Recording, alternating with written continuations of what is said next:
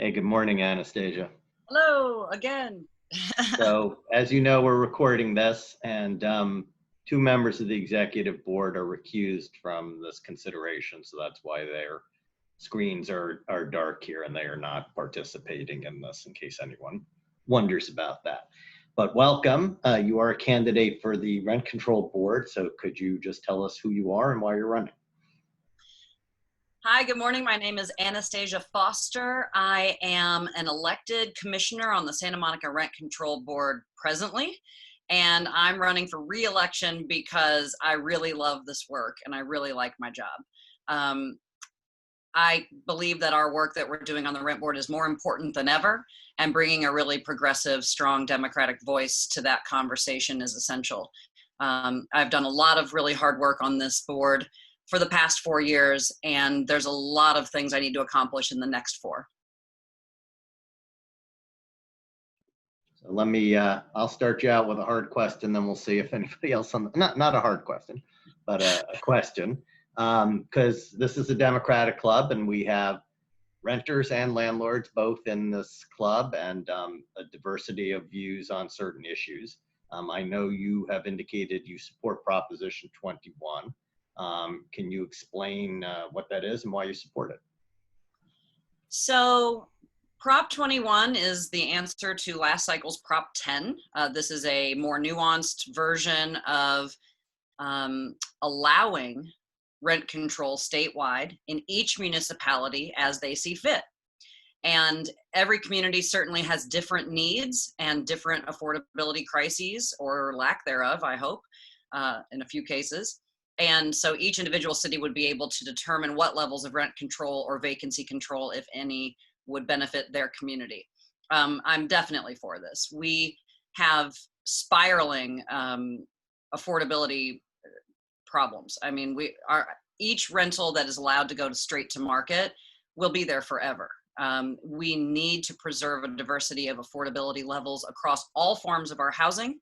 And in rent control, Prop 21 is the way to let us move the clock forward. We are stuck with pre-1979. That is 4 decades ago. We need to be able to add new buildings and new units in a rolling fashion to that list of rentals that stay affordable and that at least stay predictable and can sustain our population into the future. Great. So Amy, you have a question for Yes. Anastasia? Yeah, I read through your the answers you gave to your questions and was particularly intrigued about your comment about using census data to help underserved renters.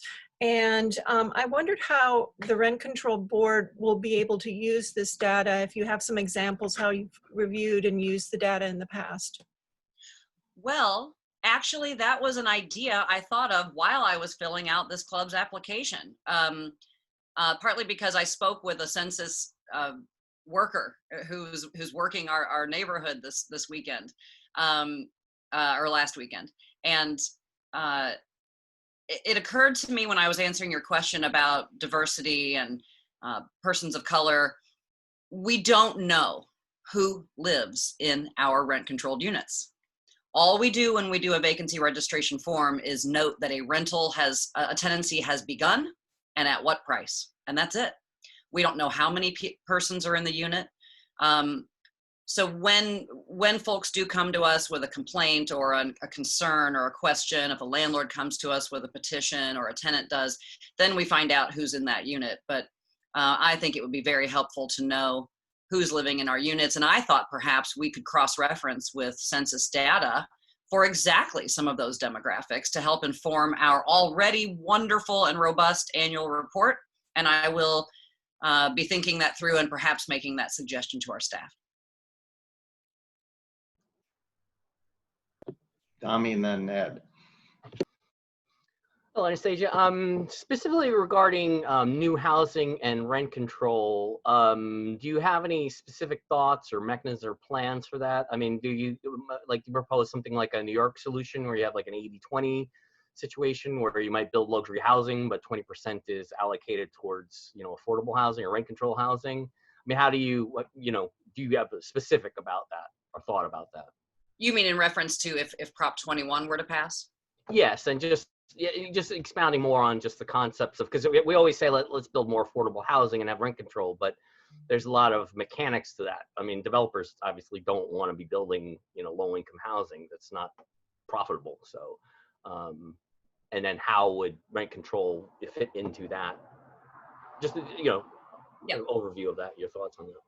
So it's a lot of moving parts, and it's a lot of different forms of housing and different ideas about how to create different levels of affordability all over the city, to preserve as much diversity as possible and to give as many families and workers as many opportunities as possible, to be in this community and not have to commute long distances and create climate change issues. You know, we already are the most progressive city in California, and we were the first to require amazing levels of inclusive in our development for affordable units, and that's thanks to a lot of people at this club and at SMER and others who worked very hard on this, on our housing commission. Rent control being expanded, or the possibility of it being expanded by charter change here in Santa Monica, would allow us to add units that are controlled in more recent housing stock, but not the newest. Typically, what you would look at and what Prop 21 looks at is a 15-year backwards look. So anything built before 2005, this city could legally elect to make rent controlled anything built before 2005. That, you know, we'd have to survey the community and the stakeholders and see what year made sense for this city. So we have two different things: building new units of affordability and preserving tenancies that already are affordable. Ed, I think you were next. Hello. Hello. Hey, you know, I've been answering the hotline for renters for the past 3 going on 4 years. And if I had to characterize the main issue, it would be this: that whether it becomes a landlord tenant harassment issue or a code compliance issue or whatever, it comes down to, we can give them information about who to speak with, whether it's the rent control board or code compliance office, the police department or whatever. The problem is that's where the wall is. They don't feel like they get adequate answers back that actually has teeth to help them in their situation. So we sometimes feel very frustrated in doing that because we're just giving them false hope sometimes, it feels like, because they can't get anything done. So is it legally possible for the rent control board to have subpoena power to bring in landlords or bring in whatever person is or entity is responsible for the, you know, the conflict, and figure out how to get it resolved? Yeah, so this goes to one of the questions on your questionnaire too. And as you know, I worked that hotline as well, and have worked with renters every single day since then. It's a huge problem. You're absolutely right. And what was a problem before is now even worse, because code enforcement is only responding to COVID related inquiries at this time. We hope that that moratorium ends soon, but enforcement is a huge problem. The Rent Control Board has advised its staff through direction, unanimous direction, that we always want them to be aggressively pursuing cooperation with city officials and city staff, but we are limited by the charter in what we can do. We do have a staff investigator who researches and investigates matters related to petitions. That's as far as we can go. We can't levy fines. We do have, I wouldn't call it subpoena power, but we do have investigative powers that allow us to research issues related to complaints of tenants not in occupancy or owners not in occupancy. And we can research like voter registration, car registration, postal service. We can use those tools, but we definitely need the city to make this a priority. It's all about priority. You remember when Obama, would tell his Justice Department, Don't go after weeds so hard. Don't make it a top priority. Make it a very low priority. Go after these things. You know, the city can do that too. And we've often wanted to investigate how the calls are triaged at the Consumer Affairs Division of the City Attorney's Office in regards to tenant harassment complaints, because you're right. We often hear at the board that they're almost always told that their complaints don't rise to the level of a case. And I would really like to see that office use its power, even just to write a strongly worded letter. Every attorney knows that's such an effective tool. That doesn't cost a lot of taxpayer money. So yeah, this is something we're constantly working on, is trying to be vigilant and come up with new methods of enforcement. And it's going to be critical as we ban corporate housing and furnished rentals this Tuesday night at City Council, to really think carefully about enforcement and make sure that reporting mechanisms are easily accessible, and that a huge public outreach campaign goes with that. But do we know if it's possible for the Rent Control Board to have subpoena power? We could have anything a charter change would grant us. So if we come up with ideas that make sense and that are defensible, we could propose a charter change, absolutely, to give the rent board more powers than it has now. Okay. And just for clarity there, a charter change ultimate will take a vote of the people in order to accomplish. Is that right? Correct. Yeah, anytime I mention charter change, that means a future ballot item. Are there other members who have questions? If not, I'll ask another one. Okay. Understanding that the actual jurisdiction of the Rent Control Board, at least right now, is the roughly 27,000 units that were built prior to 1979. What do you feel you've been able to accomplish over the last 4 years that you've served on the board? And you mentioned earlier that there's more to be done. What is it you hope you can accomplish in the next 4 years if you're reelected?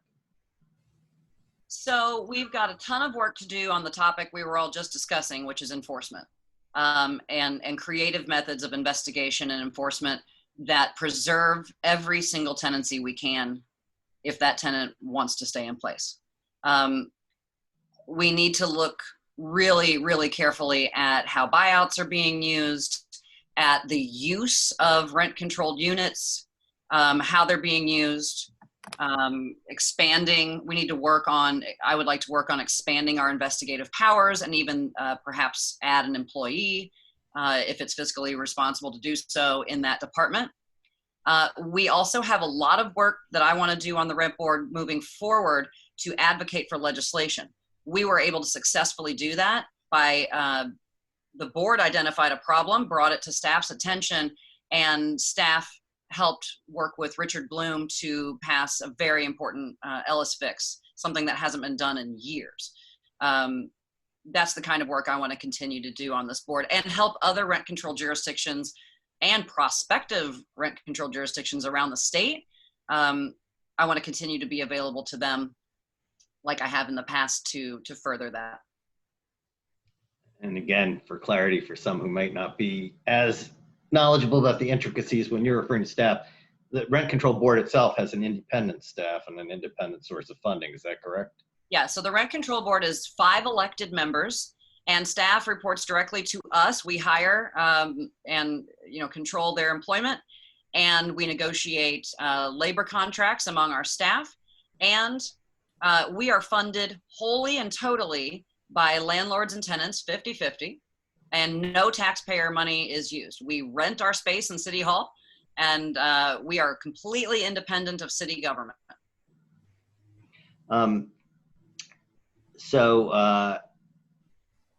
Another area of your life, although I assume they're somewhat integrated, is Democratic Party politics. So can you tell us a bit about what you've done in this club, what you're doing in the Democratic Party more generally to advance democratic values? Yeah, so I was lucky to be included on the progressive slate 2 years ago, and was elected through the ADEMS elections to be a delegate on the Democratic State Central Committee, where I serve currently. And I've testified in sessions at our annual conventions, been asked to speak on panels, and in this club, I've been a longtime member. I've spoken to the membership on stage at the library multiple times to help be an experienced voice on issues and help our membership understand what's at stake in some of our city's policies. And I also currently serve as the chair of the Santa Monica Democratic Club Legislative Committee. So one of my colleagues on this asked a good question in a prior interview that I'm going to now steal, which is, so what distinctions, without focusing on any particular person, but what distinguishes you from other candidates who are running for this office in this election? Well, there are 4 candidates running for 2 seats. I am running as a slate with my dear colleague, my dear friend and colleague, Carolyn Tarosis. She and I are equally enthusiastic and up to the task. We do have another entity running who I feel is represented more by moneyed interests and does not have the preservation of tenancies or the mission of the charter at heart. But all I need to do is run my race and run a positive campaign and continue to tell the people of Santa Monica and of the Santa Monica Democratic Club what I plan to do and what Carolyn and I plan to do together. Are there other questions from any other members of the executive board? Okay, if not, is there anything else you'd like to leave us with, Anastasia? No, I love being a Democrat. I'm a Democrat by choice. I love always hearing people say, lifelong Democrat, lifelong Democrat. And it actually came to me by choice. My family was not politically involved at all. And so I wasn't raised with any of that activism in my household. So I came to this organically and by choice, and I'm really proud of that. It's been a wonderful experience getting to understand government, over these last several years. I love door knocking and text banking and phoning and going up to Palmdale in a van and walking for Christie, or it's just so wonderful to be able to, I think my favorite thing is that my friends in the community who are also not politically minded, they come to me now to explain things to them about our government and about ballot measures and about candidates. They don't have time sometimes to deep dive into the matters that really affect their everyday life. And everybody needs to get more involved, but it really helps to have a connection to politics in a trusted community friend. And that's really probably the thing I love most about being a Democrat. Great. Well, thank you so much, Anastasia. We appreciate it. Thanks, everybody. Have a good day.